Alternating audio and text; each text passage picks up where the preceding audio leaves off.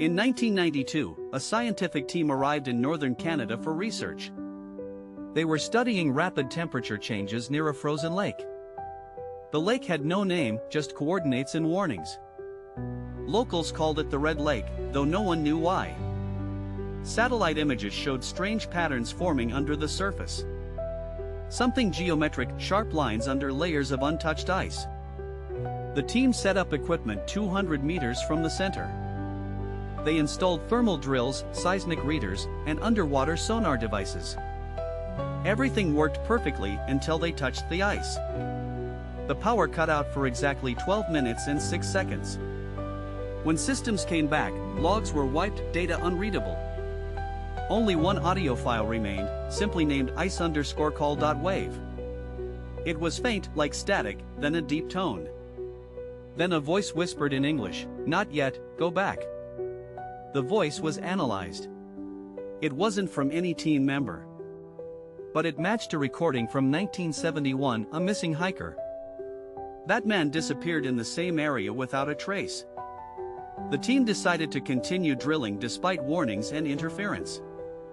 At 37 meters deep, the ice turned crimson red. One scientist collapsed while watching the live video feed. He claimed the ice was watching him from inside out. They paused the mission but left cameras running overnight. At 3:14 a.m., something triggered all seismic sensors simultaneously. Cameras recorded shadows moving under the surface against physics. The lake began humming. The ice vibrated without cracking. At sunrise, one researcher had vanished from his tent. His footprints led onto the lake and stopped abruptly. No cracks. No holes. Just perfect, solid, red ice. A thermal camera revealed a faint heat signature below. It was human-shaped, curled, like someone sleeping under glass.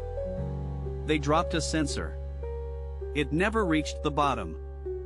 Instead, it floated mid-water, unable to descend farther down. The screen showed something faint behind it, symmetrical movement. Not a fish. Not a person. Something far too large. Then the screen went black. Only the heartbeat monitor remained. It pulsed rapidly, like something was mimicking human vitals. They tried to leave, but their snowmobiles wouldn't start. The radios played distorted versions of their own voices. One said, "We are beneath you. Don't bring others." Two team members began speaking in perfect unison. They recited coordinates that led back to the lake. One tried to flee and vanished into the treeline. The rest were extracted by airlift 24 hours later. Their footage was seized by a private security contractor. They were told never to speak about Red Lake. One researcher later leaked a still frame from the video. It showed something rising under the ice, massive and coiled. But the ice above it never cracked or shifted. He claimed the lake was not a place, but a seal. A pressure lock. A biological vault holding something ancient. The coordinates were erased from public satellite systems completely. But some maps still show faint red distortion at zoom. Locals refuse to camp near the area ever again. They say at night, the lake hums and breathes. Sometimes they see red reflections even when water is frozen. A woman once claimed to see her missing brother there. He walked on the ice, then vanished in fog. She followed him but passed out from hypothermia instantly. Her shoes were dry, but her heartbeat had changed. It now beat in reverse rhythm, doctors couldn't explain. All research stations in the region were later shut down. The final log entry from the Red Lake team said, "We woke something that remembers what it once was." The ice sample taken from 37 meters turned black. And then melted, despite being stored at -40 Celsius. Its residue interfered with electronics for 11 straight minutes. A new tone was detected inside the melting ice. It matched no known pattern, but resembled sonar speech. One word translated across all software, "remember." A Canadian intelligence memo labeled the event type Red Origin. It was stamped with one final sentence, "Do not revisit." The lake hasn't changed shape in over 30 years.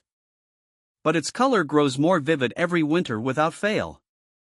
Some believe it isn't a lake anymore, but an eye. Waiting, frozen shut, watching for those who once woke it. A researcher now missing had this written on his wall. The deeper we drilled, the more it learned our names. No one has returned to Red Lake since 2005. But the sonar signal still broadcasts once each year. Always on the solstice. Always from the exact same depth. The signal ends with a single whispered phrase, "Not yet. But soon." Echo Archives will keep listening but never answering.